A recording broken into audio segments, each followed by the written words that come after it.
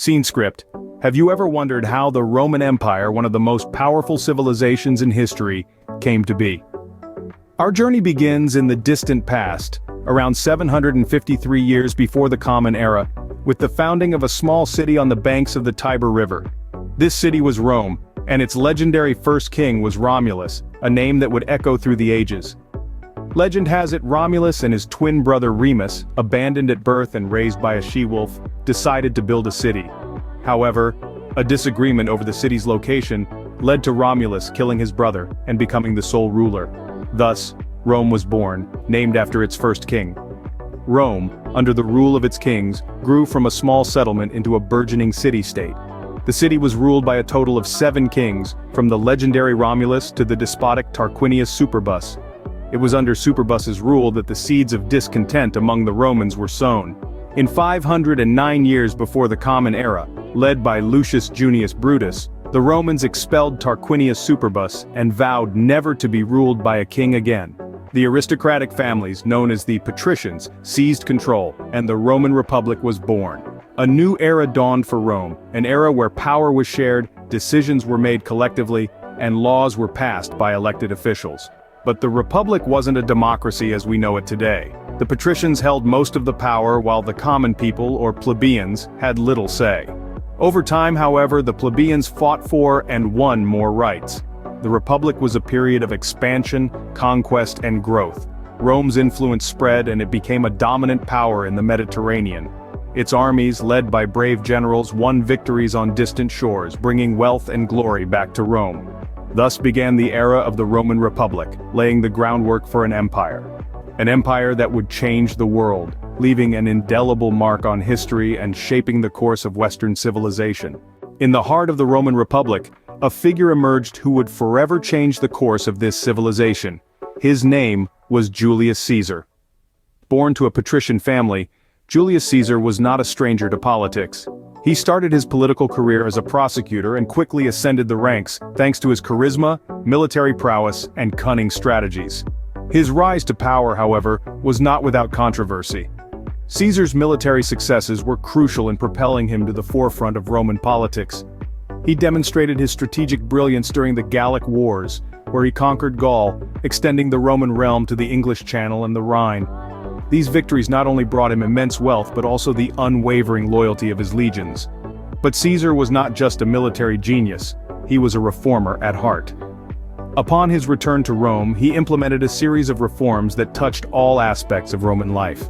He restructured the Roman calendar, introduced measures to alleviate the financial crisis, and enacted laws to deal with Rome's growing population. These reforms made him popular among the common people, but they also attracted the ire of the Roman elite.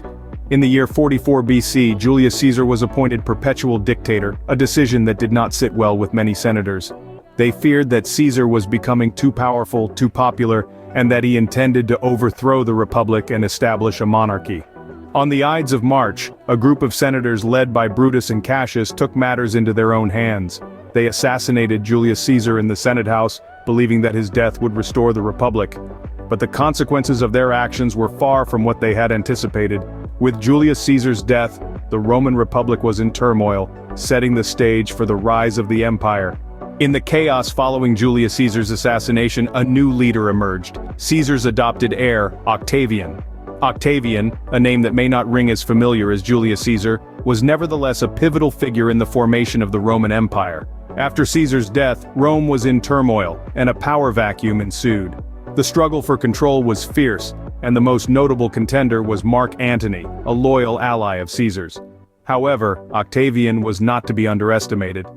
With the cunning of a seasoned politician and the strategic mind of a military leader, Octavian navigated the turbulent waters of Roman politics. The stage was set for a showdown between Octavian and Mark Antony, culminating in the Battle of Actium in 31 BC. This naval confrontation off the coast of Greece was more than just a battle. It was a decisive moment that would determine the future of Rome. Octavian's victory at Actium was a turning point. Mark Antony, defeated and despondent, took his own life, leaving Octavian as the sole ruler of Rome. But Octavian was not content with merely ruling, he wanted to reshape Rome. in 27 BC, Octavian was granted the title of Augustus by the Roman Senate, becoming the first Roman emperor. His reign marked the end of the Roman Republic and the birth of the Roman Empire. But this was not an empire built on fear and oppression. Augustus ushered in a period known as the Pax Romana, or Roman peace. During the Pax Romana, Rome experienced an era of relative peace and stability that lasted for over 2 centuries. It was a time of prosperity and growth, a testament to the effective leadership of Augustus.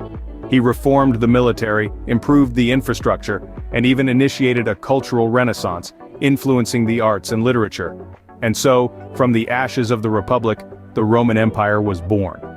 Under the rule of Augustus, Rome transitioned from a republic in turmoil to an empire at peace, setting the stage for centuries of Roman dominance. The birth of the Roman Empire was not just a change in political structure, it was a transformation that would reshape the course of world history. All great things must come to an end, so it was with the Roman Empire. As we venture into the twilight years of this iconic civilization, we find an empire teetering on the brink, plagued by a multitude of issues. Firstly, the economy of Rome was in shambles. The vast territories that Rome had conquered had once brought wealth and prosperity, but now, they were more of a burden than a boon. The cost of maintaining these provinces, coupled with rampant corruption and inflation, drained the empire's coffers, pushing it into a severe economic crisis. The Roman Empire's over-reliance on slave labor also played a significant role in its downfall. With slaves doing most of the work, Roman citizens became idle and complacent. This created a significant economic and social divide, further adding to the instability. In addition to economic woes, military overspending was another major issue. Rome was constantly at war, defending its territories or trying to conquer new ones. This constant warfare was not only costly but also depleted the empire's manpower. The constant need for soldiers led to a decline in the quality of the Roman military, making it less effective against the increasing threats from barbarian tribes. Speaking of threats, the rise of the Eastern Empire, later known as the Byzantine Empire, also played a part in the fall of Rome. The Eastern Empire, with its capital in Constantinople, was wealthier and more stable, overshadowing the Western Roman Empire. The final blow came in the form of the Visigoths, a Germanic tribe. In 410 AD, they sacked Rome, marking the first time in almost 800 years that the city had fallen to a foreign enemy. This event shook the Roman Empire to its core, signaling the beginning of the end. The final nail in the coffin was hammered in 476 AD, with the fall of the Western Roman Empire. Odoacer, a Germanic king, deposed Romulus Augustus, the last Roman emperor, marking the end of an era.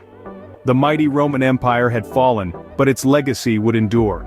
Its influence on law, politics, culture, and architecture can still be seen today, a testament to the indomitable spirit of Rome. The Roman Empire may have fallen, but its influence is still felt today. From the dust of the fallen empire, a legacy emerged that shaped the course of history. Its contributions have seeped into various facets of our modern life, and its impact is undeniable. One of the most profound influences of the Roman Empire was the spread of Christianity. The empire's road networks and Mediterranean control facilitated the spread of this religion, and it's now practiced by billions worldwide. Roman law is another gem from this ancient civilization. The concepts of legal entities, contract law, and the idea that the accused is innocent until proven guilty are all legacies of Roman jurisprudence. Even today you can find traces of Roman law in the legal systems of many Western countries, and who can forget the Latin language? Although it's no longer spoken conversationally, it lives on in the Romance languages of Italian, French, Spanish, Portuguese, and Romanian. It's also the language of science, law, and the Catholic Church. The architectural advancements of the Romans are another testament to their ingenuity. They gave us the arch, the dome, and the aqueduct. These are not just beautiful monuments of the past, but practical contributions that revolutionized construction and public water supply. Culturally, the Romans have left an indelible imprint. Their literature, philosophy, and art have inspired countless generations. Works of Virgil, Cicero, and Seneca are still studied today. Their myths and legends continue to captivate us, from the tragic tale of Julius Caesar to the heroic deeds of Hercules. The Roman Empire, a civilization that rose and fell, but its echoes can still be heard in our modern world. It was a civilization of grandeur, of glory, of power. And while its physical form may have crumbled, its spirit lives on, its influence reverberates through time. It truly was a titan of history,